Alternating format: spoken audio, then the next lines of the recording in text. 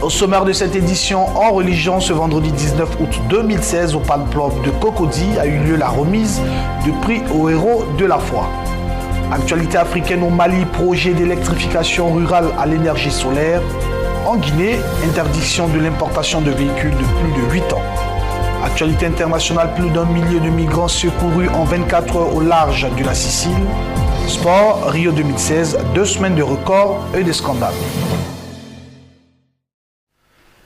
Mesdames et messieurs, bienvenue à cette édition d'information. Merci de choisir The Blessing Channel. Parlons de religion en Côte d'Ivoire. Le vendredi 19 août 2016, au Palm Club de la commune de Cocody, dans le district d'Abidjan, a eu lieu la remise de prix aux héros de la foi. Le pasteur Sam Manté, PCA de Béni TV, a été récompensé lors de cette cérémonie. Il faut aussi préciser que la chaîne Béni TV a reçu le prix de la meilleure chaîne d'information chrétienne lors de cette cérémonie. Reportage signé Nadine Mel et Atsin Armel. Le lancement officiel du cinquantenaire des églises protestantes évangéliques s'est tenu le vendredi 19 août 2016 au Palms Club de Cocody lors d'une cérémonie intitulée « Remise de prix aux héros de la foi ». L'objectif de ce moment spécial, honorer des pasteurs et serviteurs de Dieu continuellement dévoués à la cause de l'Évangile. C'est en présence d'un parterre de personnalités tels que le ministre Raphaël Dogbo, Bamba Nessamba, directeur général des cultes, ainsi que des représentants des ambassades du Nigeria et du Ghana, mais également le pasteur Samuel Monté, PCA de Béni TV, nominé à cette cérémonie. Tout d'abord, c'est au docteur révérend Goz Isidore de faire un discours dans lequel il a rappelé les prérogatives de tout véritable serviteur de Dieu. Ensuite, le micro fut donné à M. Bamba Nessamba, directeur général des cultes, pour son allocution. Je suis convaincu de l'utilité et de l'importance de cette distinction qui contribue au rayonnement du monde culturel ivoirien. Et je voudrais par ailleurs profiter de cette tribune pour lancer un appel à toutes les communautés religieuses, à tous les hommes de Dieu, à œuvrer au renforcement de la cohésion sociale et de la réconciliation nationale. Place au dîner gala pendant lequel un somptueux buffet a été offert aux différents invités présents à cette cérémonie. Vint enfin le moment tant attendu, la remise des prix aux différents lauréats. Au nombre de ces lauréats, le pasteur Akmal Andris, le révérend Jean-François Komoé, le révérend Michel Vako, prophète Kofi Kwasi Jean-Jacques et bien d'autres. Le pasteur Sam Monté, PCA de Béni TV et fondateur de l'église évangélique La Bénédiction, a également été honoré pour son abnégation et son dévouement dans l'œuvre du Seigneur. C'était avec la joie et l'émotion que je sois à cette prix. J'étais décerné à Béni TV comme le meilleur chaîne africaine d'information chrétienne. Je voulais dire merci à tous les pasteurs de la Côte d'Ivoire qui nous ont soutenus dans la prière et aussi tous nos partenaires partout en Afrique. C'est dans une ambiance fraternelle que cette belle cérémonie s'est achevée. Nous ouvrons à présent l'actualité africaine au Mali où on parle de projet d'électrification rurale à l'énergie solaire. La mission de l'ONU au Mali, la MINUSMA, a financé un projet à Kidal dans le nord du Mali pour permettre l'accès à l'électricité grâce à l'énergie solaire. Il faut préciser que ce projet profite à près de 1500 ménages. Les résidents de Kidal, dans le nord du Mali, ont désormais accès à l'électricité grâce à un projet d'énergie solaire de 50 000 $ financé par la MINUSMA, la mission de l'ONU au Mali. Ce projet profite à près de 1500 ménages dans cette ville secouée par le conflit entre les rebelles Touaregs et les forces gouvernementales. L'électricité consommée au Mali vient d'un barrage sur le fleuve Sénégal qui fournit également la Mauritanie et le Sénégal voisin. De nombreuses zones rurales maliennes ne sont pas raccordées au réseau électrique national et celles qui le sont connaissent des coupures régulières d'énergie. C'est une ONG locale, La Forte, qui est chargée de ce projet d'électrification des zones rurales. Un projet qui a changé la vie des bénéficiaires. Familles qui ont bénéficié de ces kits, franchement, elles les ont beaucoup soulagées. Parce que, en plus du fait qu'elles étaient déjà dans l'obscurité, à travers ces kits-là, vraiment, ils sont sortis de cette obscurité et ça a servi à pas mal de choses, surtout dans les familles où il y a des enfants qui étudient.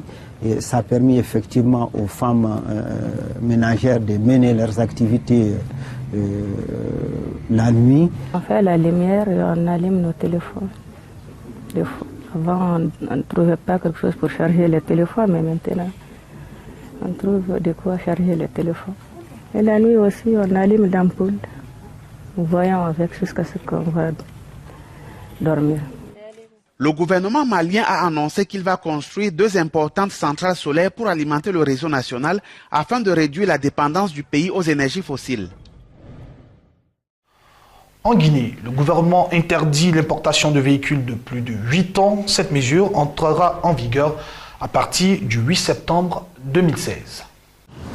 À partir du 8 septembre 2016, il ne sera plus permis d'importer des véhicules de plus de 8 ans et des véhicules avec direction à droite en Guinée. Cette décision a été prise au début de l'année 2016 pour renouveler le parc automobile, sécuriser la population et protéger l'environnement contre les émissions de gaz à effet de serre.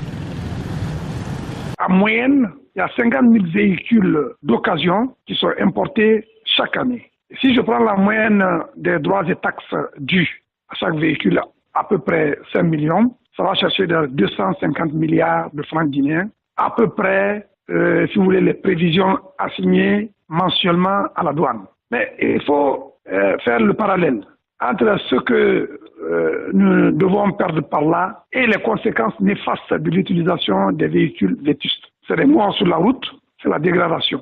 Et ensuite, ce qui importe, c'est qu'ils ne sont pas à l'abri d'achat des pièces de rechange et le plus souvent des pièces de rechange d'occasion. La Guinée, à l'image de ses pays voisins comme le Sénégal, réorganise son secteur des transports pour réduire les accidents de la circulation du fait de la vétusté des véhicules qui va renforcer la sécurité des citoyens sur les routes. Pour l'instant, le contrôle technique, il n'est pas de rigueur. Donc ce qui peut parer aux accidents, c'est de prévenir pour que les véhicules qui sont en circulation soient en bon état. Au mois de mars 2016, les taxes sur l'importation des véhicules ont été revues à la hausse par les autorités. Ainsi, le taux transactionnel qui était de 44,71% est passé à 46% et le prélèvement forfaitaire sur l'importation des véhicules qui était de 5% est passé à 10%. Selon le communiqué du gouvernement, les propriétaires de véhicules avec direction à droite ont un délai de 3 mois pour transformer à gauche le volant de leur véhicule. À présent, direction le Tchad, où on évolue vers un dialogue politique. L'opposition tchadienne se dit favorable aux propositions de dialogue du gouvernement pour une décrispation du climat politique. Suivons cet élément. L'opposition tchadienne ne désarme pas, mais semble évoluer dans ses positions. Lors d'une conférence de presse le 19 août, les leaders du FONAC, le Front de l'opposition nouvelle pour l'alternance et le changement, ont appelé à un dialogue politique inclusif pour une décrispation du climat politique. Aujourd'hui, force est de constater que notre pays est dans un gouffre. Pour en sortir, nous faisons appel à notre patriotisme et invitons tous ceux qui ont volé la victoire à la modestie et à l'humilité à accepter sans délai un dialogue inclusif avec toutes les forces sociopolitiques du pays. À cet appel, la réponse de la majorité au pouvoir ne s'est pas fait attendre.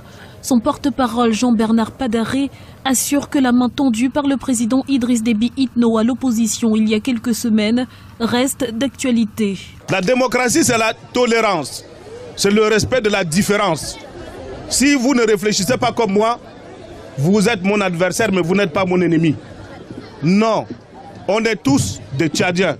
On est tous des ressortissants du lac Léré. On est tous de la ville de Léré.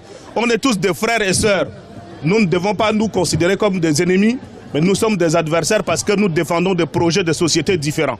Le climat politique est morose au Tchad depuis la réélection en avril 2016 du président Idriss Déby Itno pour un 5e mandat. Le dialogue apparaît donc selon certains observateurs comme le seul moyen d'apaiser les tensions Encore faut-il qu'il soit véritablement inclusif. À présent, au Soudan du Sud, selon l'UNICEF, des centaines d'enfants seraient recrutés par des groupes armés dans ce pays. Des enrôlements effectués par l'armée gouvernementale et la rébellion qui se seraient multipliés. Le Soudan du Sud, toujours sous le spectre d'une nouvelle guerre civile.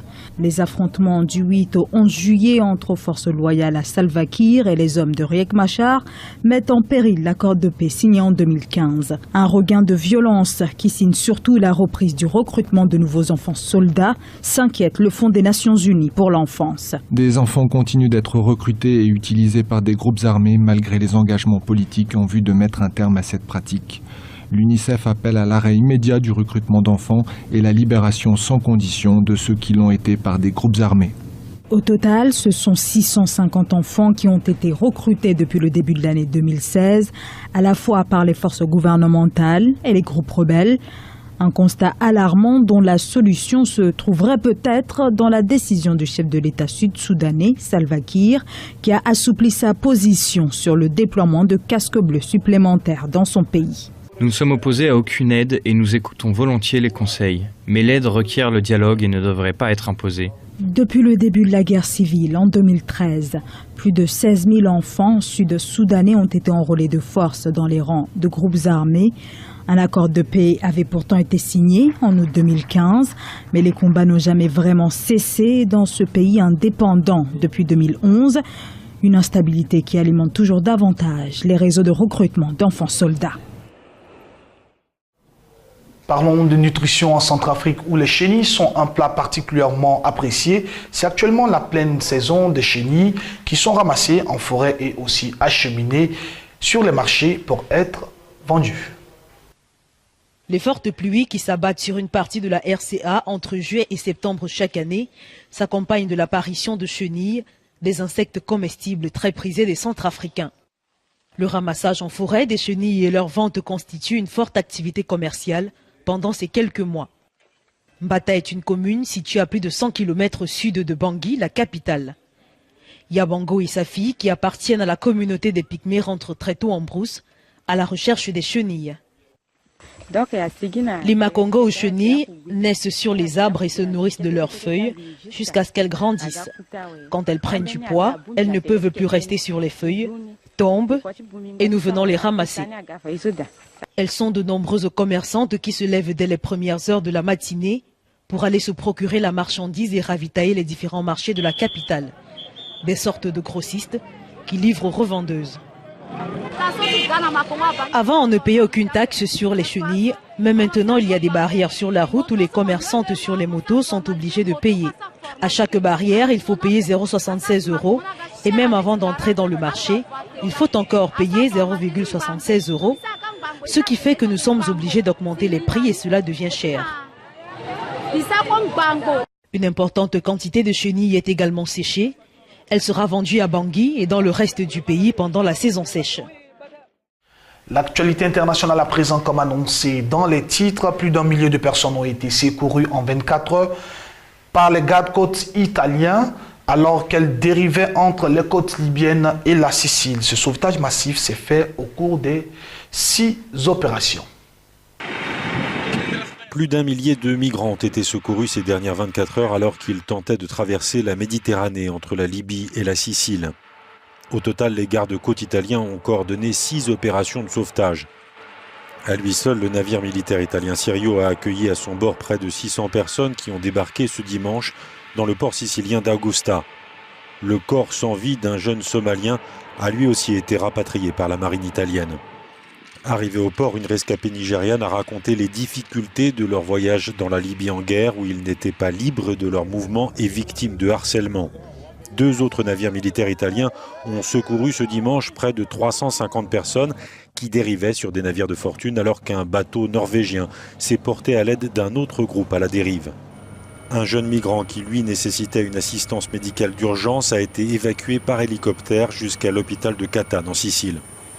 Dans le même temps, 12 migrants tunisiens ont eux été interceptés sur l'île de Lampedusa où leur bateau avait accosté dans la nuit de samedi à dimanche.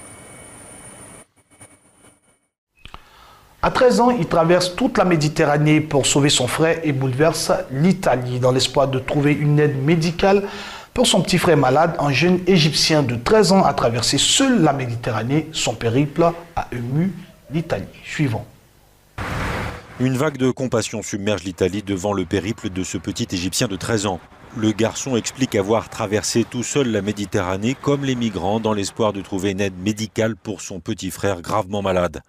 Lui s'appelle Ahmed, il habite à 130 km du Caire et son long voyage l'a conduit jusqu'en Sicile où, après avoir demandé l'aide des autorités, il a pris l'avion vers Florence où l'hôpital Careggi a offert de venir en aide à Farid, son petit frère de 7 ans.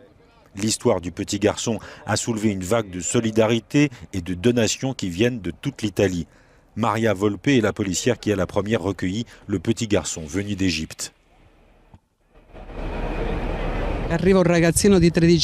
Voir un garçon de 13 ans risquer sa vie, traverser la mer et venir en Italie pour seulement demander l'aide pour sauver son frère est une nouvelle histoire parmi tant d'autres. Il m'a dit « Je suis ici parce que je veux l'aider, je veux le sauver et continuer à jouer avec lui ».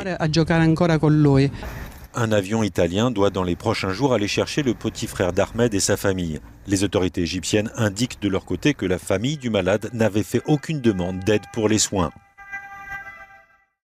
Parlons à présent du Parlement turc qui approuve l'accord de réconciliation avec Israël. Après 6 ans d'une grave crise diplomatique, la Turquie et Israël font un pas l'un vers l'autre. Le Parlement turc a signé un accord de réconciliation conclu fin juin entre les deux pays. Après 6 ans d'une grave crise diplomatique, la Turquie et Israël font un pas l'un vers l'autre. Le Parlement turc a signé un accord de réconciliation conclu fin juin entre les deux pays, qui prévoit le versement de 20 millions de dollars aux familles des victimes du Mavi Marmara. Ce navire affrété par une ONG humanitaire turque avait été attaqué par des commandos israéliens. Je ne pense pas que la mise en place de cet accord posera problème, souligne ce député de centre droit. Israël a besoin de la confiance de la Turquie et ne peut pas se permettre d'être contre nous, alors qu'elle est entourée de pays arabes et musulmans. Les relations entre ces deux alliés régionaux s'étaient brouillées le 31 mai 2010, lorsque la flottille humanitaire avait été prise pour cible. Le Mavi Marmara faisait route vers la bande de Gaza pour tenter de briser le blocus imposé par Israël. L'assaut avait fait 10 morts parmi les militants. Les indemnités seront versées aux familles des victimes sans qu'Israël ne reconnaisse officiellement sa responsabilité. En échange, Ankara doit abandonner toutes les poursuites contre les ex-chefs de l'armée israélienne. En Croatie, la culture des olives est victime de la sécheresse qui sévit depuis quelques mois. La récolte s'annonce ainsi maigre, au grand désarroi des agriculteurs croates. Des mois qu'il n'a pas plu dans le nord de la Croatie, en Istrie. Ce qui fait le bonheur des touristes rend malades les olives. Cette saison, elles sont sous-développées, tellement petites que la récolte pourrait être quasi nulle. Encore quelques semaines sans eau, et les olives tomberont de l'arbre inutilisables. Une catastrophe pour ce cultivateur. J'ai regardé les prévisions météo, elles disent qu'il n'y aura pas de pluie ce mois-ci. Cela pourrait causer d'importantes pertes. Le fruit va flétrir et puis tomber. Je l'ai déjà vu arriver. Dans la région de Vodnjan, les pluies des derniers jours n'ont rien arrangé. Le manque d'eau est trop important. Seule note d'espoir pour ces oléiculteurs, la récolte est dans 60 jours. D'ici là, ils risquent d'avoir la tête tournée vers le ciel. À Londres, pour les 90 ans de la reine, 3 expositions sans précédent célèbrent 90 ans de style vestimentaire de Elisabeth II. À Londres, Buckingham Palace accueille une exposition sans précédent qui célèbre 90 ans de style vestimentaire d'Elisabeth II. La mode d'un règne 90 ans dans la garde-robe de la reine permet notamment d'admirer les robes de mariage et de couronnement. Pour célébrer les 90 ans de la reine, 3 expositions sont ou seront abritées dans chacune des résidences officielles de Sa Majesté. En tout, plus de 150 tenues portées par la reine seront présentées dans ces 3 palais. God save the Queen. Pour cette exposition, ce qui était vraiment important était de réunir des robes à la mode portées par Sa Majesté, mais aussi de montrer comment ces vêtements permettent à la reine de remplir ses différents rôles de chef de la nation, de chef de l'État, de chef du Commonwealth, de chef des forces armées et de chef des différents ordres de chevalerie. La mode d'un règne retrace des événements importants de la vie de la reine à travers une collection inédite de robes et d'accessoires. L'exposition présente aussi des uniformes militaires portés par Élisabeth pendant la Seconde Guerre mondiale, quand elle a servi dans la branche féminine de l'armée britannique. En 1947, la robe de mariage d'Élisabeth est décorée de cristaux et de perles. Cependant, alors que le pays est encore sujet au rationnement, la princesse d'alors devait veiller à ce que sa robe ne parût pas trop somptueuse. Ma volonté, c'était de montrer des pièces qui représentent les décennies de vie de Sa Majesté, mais aussi qu'elles soient représentatives des différents types de vêtements dont elle a besoin, et en même temps de faire en sorte qu'ils soient parmi les meilleurs exemples de la mode britannique, ce qu'ils sont évidemment. Il y a ici des pièces absolument magnifiques. Des tenues pour des célébrations familiales importantes sont aussi là, comme l'ensemble jaune de la reine pour le mariage du prince William et de Kate Middleton en 2011, à découvrir à Buckingham Palace à Londres jusqu'au 2 octobre.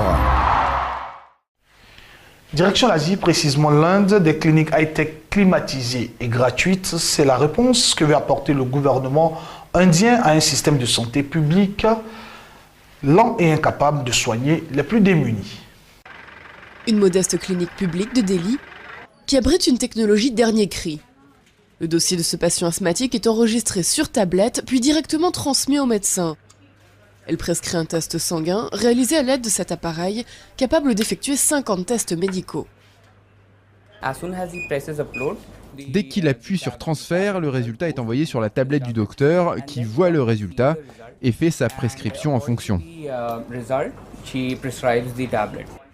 Diagnostic, le bilan sanguin n'est pas bon. Le patient va devoir ralentir sur les cigarettes et l'alcool. Au total, la procédure a pris moins de 30 minutes. Cette clinique est l'une des centaines mises en place par le gouvernement de Delhi qui compte en ouvrir 1 millier, toutes équipées de haute technologie. On ne peut pas dire que le changement est fait à 100%. On apprend au fur et à mesure. Ça permet de gagner du temps. Le patient vient, on a juste à appuyer sur un bouton et le diagnostic est déjà là. Il nous dit son problème, on le note et ça prend moins de temps. Donc on peut consacrer plus de temps au patient. Les médicaments prescrits sont distribués gratuitement. L'objectif du projet, améliorer l'accès aux soins des plus pauvres. Derrière l'appareil médical au cœur du programme, cet ingénieur indien qui a quitté un travail bien payé aux États-Unis pour aider son pays. Utilisé dans la clinique témoin de Delhi, son invention vendue 900 € pièce va bientôt équiper d'autres centres de la capitale et a déjà été testée dans 11 pays. Nous avons des partenariats actifs en ce moment en Afrique et quelques-uns en Amérique du Sud où ça va être lancé. Mais nous avons constaté dans des pays développés comme l'Angleterre ou les États-Unis une demande pour des technologies de ce genre.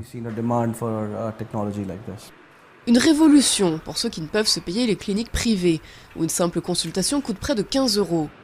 Mais tablette ou non, pour la plupart des patients, l'important c'est de ne pas avoir à faire des heures, voire des jours d'attente.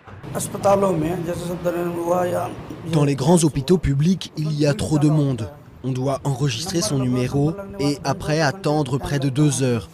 Ici, c'est près de chez moi. Tous les services sont disponibles gratuitement. Un premier pas qui reste loin d'être suffisant en Inde, où plus de 360 millions de personnes vivent sous le seuil de pauvreté, soit 1/3 de la population. Nous ouvrons à présent la page sportive de cette édition d'information Rio 2016. Rio de Janeiro était le centre du monde au mois d'août pour les premiers Jeux olympiques d'Amérique du Sud. Mais au-delà des médailles et records, ces Jeux ont eu leur lot de problèmes et de scandales. Suivons cet élément. Rio a marqué son empreinte dans l'histoire des JO avec ses records et ses performances sans précédent. 9 pays ont obtenu leur toute première médaille d'or. Les États-Unis sont devenus les premiers de l'histoire à atteindre 1000 médailles d'or, entre autres grâce aux performances du nageur Michael Phelps. Après avoir remporté son 23e titre, l'Olympien le plus décoré de tous les temps a annoncé qu'il quittait définitivement la piscine. Voilà, je l'ai déjà dit, mais vous pouvez l'annoncer, c'est la toute dernière fois que vous me voyez concourir dans l'eau. L'éclair jamaïcain Usain Bolt prend aussi sa retraite après avoir décroché la médaille d'or du 100 mètres, du 200 mètres et du relais 4x100 mètres. Un triplé historique. Quant aux Brésiliens, c'est bien sûr avec le foot qu'ils deviennent les héros de ces Jeux en remportant la finale face aux Allemands.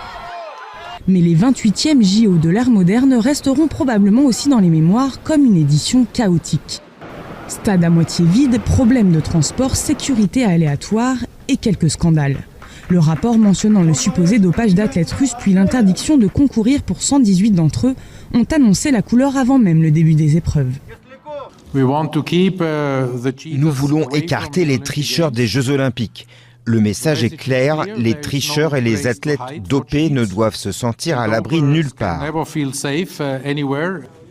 La seconde semaine des JO a été marquée par l'arrestation du chef des comités olympiques européens, Patrick Hickey, dans le cadre d'une enquête sur un réseau de revente illégale de tickets. Au même moment, l'attention des médias était aussi braquée sur des nageurs américains qui prétendaient avoir été agressés par de faux policiers. Ils avaient en fait vandalisé une station-service et s'étaient heurtés à un vigile à l'issue d'une nuit de fête. Malgré ces déconvenues, les organisateurs restent confiants quant à l'héritage des Jeux de Rio. Je ne pense pas que l'histoire retienne beaucoup les problèmes qui ont lieu pendant les Jeux Olympiques. Ce que l'histoire garde, c'est l'énorme contribution des athlètes. Le spectacle n'est pas fini à Rio. Les Jeux paralympiques doivent se dérouler du 7 au 18 septembre, si les organisateurs parviennent d'ici là à gérer les difficultés financières qui sont venues s'ajouter à la série d'obstacles de ce marathon brésilien. Mesdames et messieurs, c'est la fin de ce journal qui vous a été préparé par l'ensemble de la rédaction. Bonne suite de programme sur le Blessing Channel. Dieu vous bénisse. À bientôt.